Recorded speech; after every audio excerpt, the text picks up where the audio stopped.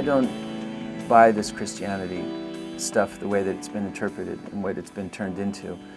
I think Jesus Christ was a man, was a teacher, who had great ideals at a time when there was a republic, the Roman Empire, and he was somebody who said, like, bullshit. You know, you don't need to have your prayers answered by buying wine. You can make your prayers with water.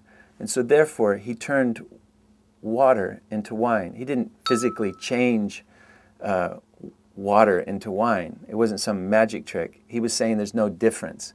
But to most Christians, that he actually did it. You know, I think that this idea that he walked on water was that he would go down and perhaps, let's say, when supplies came in, that maybe he would walk down and help carry supplies off the boat. That he walked on water. He walked in water to help because he wasn't above other people. Here he was, though, as a leader of people, but he had no army. He had no fortress. You know, he had no empire. He was a man who walked the earth. And what did he preach? Over and over and over again was love. I mean, he was like a Beatle, you know, love, love, love, love, love. All you need is love. If you love me the way that I love you, they can never get us.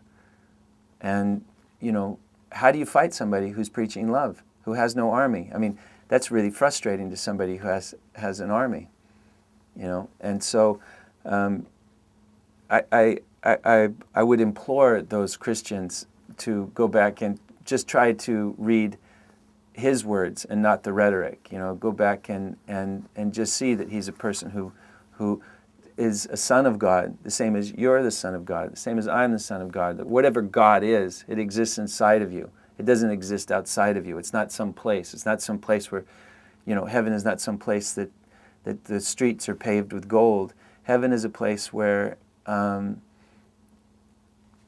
you can put your head down on the pillow at the end of your life and say, I was a good person. I didn't cheat anybody. I didn't lie to anybody.